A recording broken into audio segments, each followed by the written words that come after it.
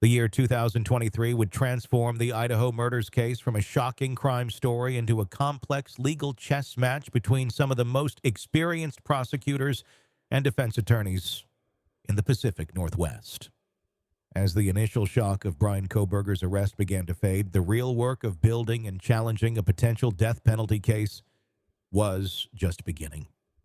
What emerged over the following 18 months was a masterclass in modern criminal litigation, where cutting-edge forensic science met constitutional law, where genetic genealogy techniques faced their first major courtroom challenge, and where the question of life or death would hang in the balance of legal arguments that pushed the boundaries of criminal justice.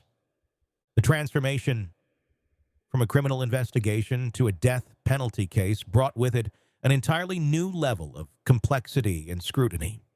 Every piece of evidence would be examined not just for its accuracy, but for how it was collected, analyzed, and presented. Every legal procedure would be scrutinized for potential constitutional violations. Every witness statement would be dissected for inconsistencies or bias. This wasn't just about determining guilt or innocence anymore. It was about whether the state of Idaho would take a human life based on the evidence and procedures used in this case. That reality would drive every decision made by both prosecution and defense teams over the next 2 years. Previously on Bryan Kohberger, How We Got Here. The January 5th, 2023 release of the probable cause affidavit revealed stunning evidence against Bryan Kohberger. DNA matching at 1 in 5.37 octillion odds, months of cell phone surveillance, and eyewitness testimony. His first court appearances in Idaho brought emotional confrontations with victims' families and the beginning of complex legal proceedings. The case was moving from investigation into the challenging phase of death penalty litigation. I'm Tony Broski, and this is our look back on how we got here in the case against Bryan Kohberger, and this is Episode 7, Evidence Battles and Death Penalty Debates. Today we're talking about the year-long pre-trial battle that revealed the complexity of modern criminal prosecution, the defense's aggressive challenges to cutting-edge forensic evidence, and the prosecution's historic decision to seek the death penalty in a case that would test the limits of both science and law. The first major legal battle came just weeks after Kohberger's initial court appearances on January 12, 2023. During his arraignment hearing, Kohberger stood silently as Judge Megan Marshall asked for his plea to the charges. His defense team, led by public defender Ann Taylor, requested additional time to review the extensive evidence before entering a plea. This wasn't unusual in capital cases, but the defense team's strategy was already becoming apparent. Rather than entering a standard not guilty plea and moving forward, they were preparing to challenge every aspect of the prosecution's case, starting with the evidence that had led to Kohberger's identification and arrest. The defense's request for additional time was strategic and necessary. They were facing what prosecutors described as one of the most evidence-rich criminal cases in Idaho history. The prosecution had collected terabytes of digital evidence, hundreds of photographs, dozens of witness statements, and complex scientific analyses that would require months to properly review and understand. Ann Taylor was an experienced public defender with a track record of handling the most serious criminal cases in Idaho. She had previously represented clients in murder cases, sexual assault cases, and other serious felonies. But this case would be the most high-profile and complex of her career. She understood that in a death penalty case, the defense's job isn't just to create reasonable doubt about guilt, it's to save their client's life. This dual responsibility requires attacking the prosecution's case on multiple fronts: the quality of the evidence, the methods used to collect it, the legal procedures followed throughout the investigation, and the constitutional protections that apply to criminal defendants. Each of these areas would require specialized expertise and extensive preparation. Taylor immediately began assembling a defense team that would include additional attorneys, private investigators, forensic experts, and mitigation specialists In death penalty cases, the defense team often resembles a small law firm, with each member bringing specific expertise needed to challenge different aspects of the prosecution's case. On May 22, 2023, the case took a significant turn when a Latah County grand jury returned an indictment against Kohberger. The grand jury proceedings were conducted in secret, with prosecutors presenting evidence to a group of citizens who determined whether there was probable cause to believe Kohberger had committed the crimes. The grand jury process in Idaho involves 16 citizens who review evidence presented by prosecutors and vote on whether to issue an indictment. Unlike a trial jury, grand jurors don't determine guilt or innocence. They only decide whether there's probable cause to believe a crime was committed and that the defendant committed it. The standard of proof is much lower than the beyond a reasonable doubt standard required for conviction. The decision to seek a grand jury indictment rather than proceeding with a preliminary hearing was strategic for prosecutors. In a preliminary hearing, they would have been required to present their evidence in open court, allowing the defense to cross-examine witnesses and potentially expose weaknesses in their case.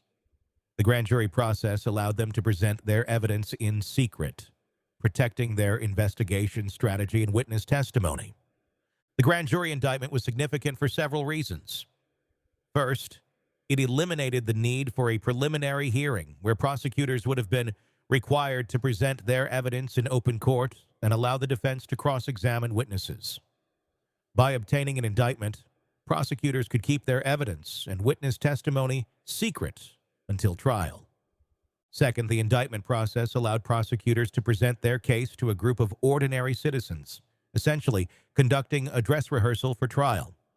The fact that the grand jury voted to indict suggested that the evidence was compelling enough to convince a group of regular people that there was probable cause to believe Kohberger was guilty. The grand jury proceedings took several days, with prosecutors presenting evidence including DNA analysis, cell phone data, surveillance footage, and witness testimony. The jurors were able to ask questions and request additional information, giving prosecutors insight into how their evidence might be received by a trial jury. The indictment charged Kohberger with 4 counts of first-degree murder and 1 count of burglary, the same charges that had been filed initially. But the grand jury process added weight and legitimacy to the charges, moving the case closer to trial and demonstrating that a group of citizens found the evidence sufficient to proceed with prosecution. Following the indictment, Kohberger finally entered his plea on May 22, 2023. In a moment that legal observers had been anticipating for months, he stood before Judge John Judge and spoke clearly, "Not guilty." His voice was steady and calm, showing no emotion, as he formally denied the charges that could cost him his life. Judge John Judge, who had been assigned to the case after Judge Marshall recused herself, would preside over what promised to be one of the most complex criminal trials in Idaho history.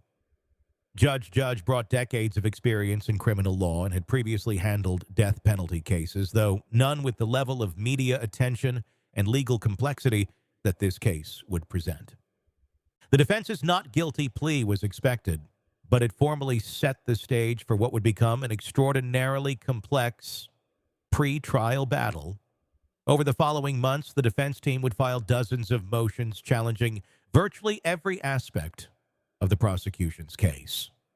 On June 27, 2023, prosecutors made the decision that would define the rest of the case. They filed a notice of intent to seek the death penalty. The decision came after months of careful consideration and consultation with the victims' families, law enforcement agencies, and legal experts. The decision to seek capital punishment in Idaho requires prosecutors to meet specific legal criteria established by state law. They must prove not only that the defendant committed first-degree murder, but also that aggravating factors exist that make the crime particularly heinous and deserving of the ultimate punishment. Latah County Prosecutor Bill Thompson's decision to seek capital punishment was based on several aggravating factors that Idaho law specifies as justifying the death penalty. The prosecution cited the multiple victims, arguing that the killing of 4 people in a single incident demonstrated exceptional depravity and callousness. They also cited the heinous and depraved nature of the killings themselves. According to the prosecution, the victims were stabbed multiple times while they slept or attempted to defend themselves, demonstrating extreme cruelty and a total disregard for human life. The prosecution further argued that Kohberger posed a continuing threat to society. His alleged ability to plan and execute such brutal crimes while maintaining the appearance of a normal graduate student suggested a level of dangerous sophistication that made him a permanent threat to public safety. The decision-making process for seeking the death penalty involved extensive consultation with the victims' families. Prosecutors met with each family multiple times to explain the legal process, the potential outcomes, and the years of legal proceedings that would be involved in a capital case. Some family members expressed strong support for seeking the death penalty, feeling that the magnitude of Kohberger's alleged crimes warranted the ultimate punishment. Others were more ambivalent, concerned about the emotional toll that years of death penalty litigation would take on their families. The decision to seek the death penalty transformed the case in fundamental ways. Death penalty cases require different procedures, additional resources, and specialized expertise that most criminal cases don't involve. The stakes were now literally life or death, and every legal decision would be scrutinized by appellate courts for years or decades to come. For Kohberger's defense team, the death penalty notice meant they needed to prepare for two separate trials, a guilt phase where they would try to prevent conviction, and a potential penalty phase where they would try to save their client's life even if he was found guilty. The defense team was expanded to include additional attorneys, mitigation specialists, and experts in capital defense. Ann Taylor remained the lead attorney, but she was joined by a team of lawyers with specific experience in death penalty cases, including attorneys who specialized in the penalty phase of capital trials. One of the most significant pre-trial battles involved the defense's challenge to the investigative genetic genealogy evidence that had helped identify Kohberger as a suspect. This cutting-edge forensic technique had been used to solve decades-old cold cases, but it had never been tested in a high-profile trial where the defendant's life was at stake. The legal challenge to genetic genealogy raised fundamental questions about privacy rights that courts had never been forced to address. The defense argued that the process violated Kohberger's Fourth Amendment rights against unreasonable searches and seizures, as well as his due process rights under the 14th Amendment. The constitutional argument centered on the concept of consent and reasonable expectations of privacy. When people submit DNA samples to genealogy companies, they consent to having their own genetic information analyzed and potentially shared with relatives. But the defense argued that this consent doesn't extend to having their DNA used to identify and prosecute family members for crimes. The defense brought in legal experts who testified about the potential for abuse of genetic genealogy techniques. They argued that allowing law enforcement to use this technology without explicit consent or judicial oversight could lead to a genetic surveillance state where anyone's DNA could make their entire extended family subject to criminal investigation. Privacy advocates and civil liberties organizations filed amicus briefs supporting the defense's position. They argued that genetic genealogy represented a fundamental change in the relationship between citizens and law enforcement, allowing investigators to essentially conduct fishing expeditions through people's genetic information without any individualized suspicion.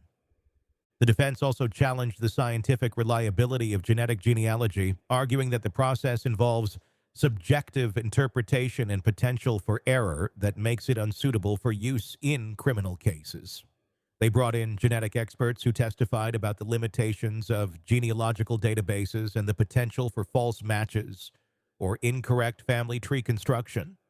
Prosecutors countered that the genetic genealogy process was simply an investigative tool that led them to Kohberger, and that the actual evidence against him came from DNA collected legally from his family's trash. They argued that the genetic genealogy was comparable to any other investigative technique that helps identify suspects, such as witness descriptions or surveillance footage. The prosecution emphasized that genetic genealogy had been used successfully to solve dozens of cold cases, including murders and sexual assaults that had gone unsolved for decades. They argued that prohibiting this technique would allow dangerous criminals to escape justice simply because traditional investigative methods had failed to identify them. After months of legal briefs, expert testimony, and oral arguments, Judge ruled that the genetic genealogy evidence could be used at trial, but with certain limitations.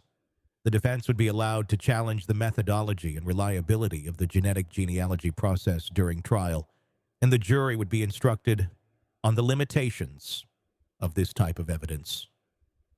The ruling was seen as a significant victory for law enforcement and prosecutors who had been concerned that an adverse ruling could affect the use of genetic genealogy in criminal cases across the country. However, the decision also established important precedents about the need for judicial oversight and defense challenges to this emerging technology. Another major pretrial battle involved the defense's challenge to the cell phone tower evidence. Kohberger's attorneys argued that the historical cell site location information was unreliable and that the conclusions drawn from it were speculative. The defense brought in their own digital forensics experts who testified that cell phone tower data can be imprecise and that factors like weather, terrain, and network traffic can affect which towers a phone connects to. They argued that the prosecution's timeline of Kohberger's movements was based on flawed interpretations of the data. Prosecutors responded with their own expert witnesses who explained the methodology used to analyze the cell phone data and defended the accuracy of their conclusions. They emphasized that the cell phone evidence was just one piece of a larger puzzle and that it corroborated other evidence in the case. Judge ultimately ruled that the cell phone tower evidence would be admissible at trial, but he agreed with the defense that the jury should be instructed on the limitations and potential inaccuracies of this type of evidence. The defense also mounted an aggressive challenge to the DNA evidence despite its seemingly overwhelming statistical certainty. Kohberger's attorneys argued that the collection of DNA from the family's trash violated his rights and that the chain of custody for the knife sheath DNA had been compromised.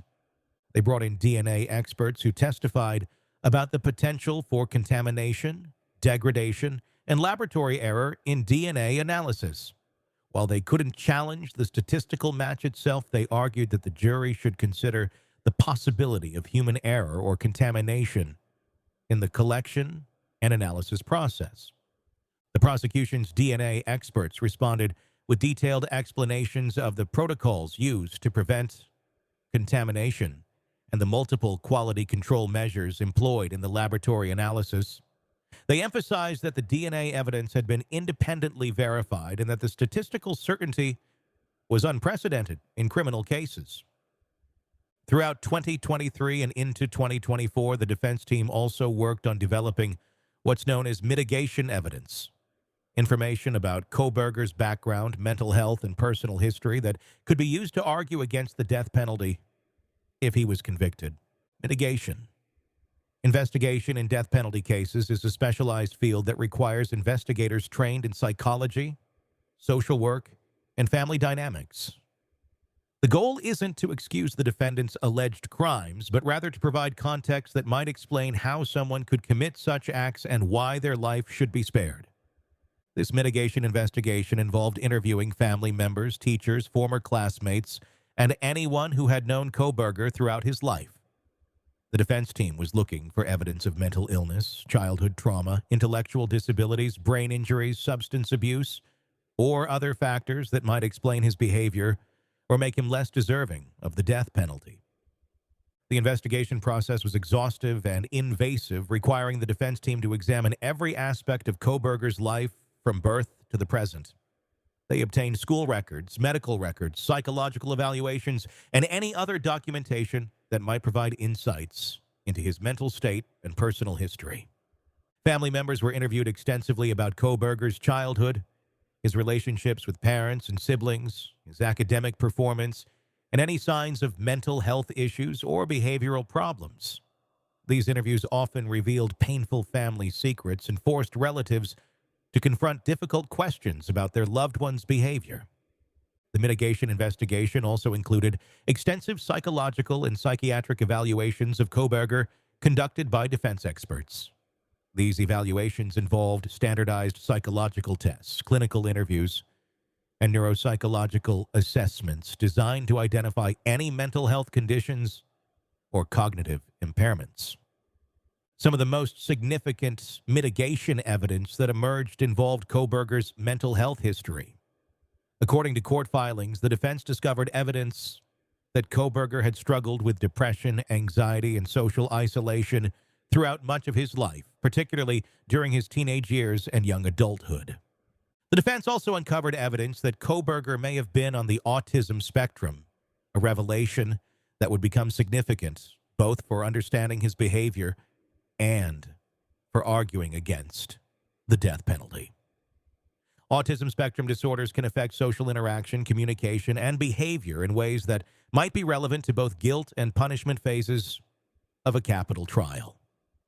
Mental health experts retained by the defense conducted comprehensive evaluations to assess whether Kohberger met the diagnostic criteria for autism spectrum disorder or other developmental conditions.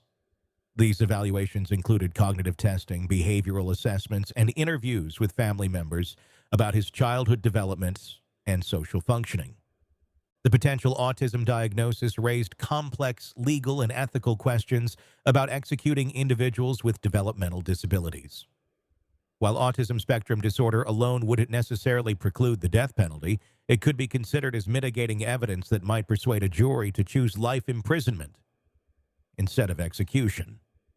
Meanwhile, prosecutors were conducting their own investigation into Kohberger's background, looking for evidence of planning, premeditation, and previous violent behavior that would support their argument for the death penalty. The prosecution team discovered that Kohberger had purchased several items online in the months before the murders that could be relevant to the case. According to court documents, these purchases included a K-bar knife, a knife sheath, and a knife sharpener, all purchased from the same company that manufactured the sheath found at the crime scene. These purchases, made approximately 8 months before the murders, suggested extensive planning and premeditation. The fact that the items were purchased so far in advance indicated that this wasn't a spontaneous crime, but rather something that had been planned for months. The prosecution also discovered evidence of Kohberger's internet search history, which included searches related to the victims, the investigation, and topics related to avoiding detection by law enforcement. These searches would become crucial evidence in establishing his guilt and his state of mind. One of the most controversial aspects of the pretrial proceedings involved a leak of confidential evidence to the media. In May 2024, NBC's Dateline program aired information about the case that hadn't been made public through official court proceedings. The leak included details about Kohberger's internet search history, cell phone data, and other evidence that was supposed to remain sealed until trial. Judge called the leak concerning and said it could have lasting repercussions for jury selection and the fairness of the trial. The prosecution and defense both expressed frustration with the leak, as it potentially compromised their ability to seat an impartial jury. Judge ordered an investigation into the source of the leak and implemented additional security measures to prevent future unauthorized disclosures. The leak also highlighted the challenge of managing a high-profile case in the age of social media and 24-hour news coverage. Despite gag orders and court-imposed restrictions on information, details about the case continued to emerge through unofficial channels. As 2024 progressed, it became clear that the case would not go to trial as originally scheduled. The complexity of the evidence, the number of pre-trial motions, and the challenge of seating an impartial jury in such a high-profile case were creating delays that pushed the trial date further into the future. The defense filed motion after motion challenging various aspects of the prosecution's case, each requiring hearings, legal briefs, and judicial rulings. While this might have seemed like delay tactics, it was actually standard procedure in death penalty cases, where defense attorneys have an ethical obligation to challenge every aspect of the prosecution's case. Judge handled the delays with patience and professionalism, understanding that in a case where someone's life was at stake, it was better to proceed carefully than to rush toward trial. He consistently ruled that the defendant's right to a fair trial outweighed concerns about case scheduling. By the end of 2024, the case had consumed thousands of hours of legal work, involved dozens of expert witnesses, and generated hundreds of pages of court filings. The pretrial phase had become almost as complex as many trials, with legal arguments that would likely influence criminal law and forensic science for years to come. The defense had succeeded in raising questions about some of the prosecution's evidence, but they hadn't been able to exclude the most damaging pieces, the DNA match and the cell phone data. However, they had laid the groundwork for challenging the reliability and interpretation of this evidence at trial. The prosecution had defended their evidence successfully in most of the pretrial hearings, but they had also learned that the defense would mount an aggressive challenge to every aspect of their case. They would need to be prepared to explain complex scientific evidence to a jury and to address the questions that the defense had raised about their investigative methods. As the case moved toward 2025, both sides were preparing for what promised to be one of the most closely watched criminal trials in recent history. The legal battles of 2023 and 2024 had set the stage for a trial that would test the limits of forensic science, challenge traditional notions of criminal investigation, and ultimately determine whether Bryan Kohberger would live or die for the deaths of 4 University of Idaho students. The evidence battles had been fierce, but the real test would come when 12 jurors would be asked to weigh that evidence and decide the fate of a man who had once studied the very system that was now prosecuting him. Next time on Bryan Kohberger, how we got here? The challenge of finding an unbiased jury in one of the most publicized cases in recent memory. The prosecution's decision to change venues, and the final preparations for a trial that would captivate the nation and test the boundaries of modern criminal justice.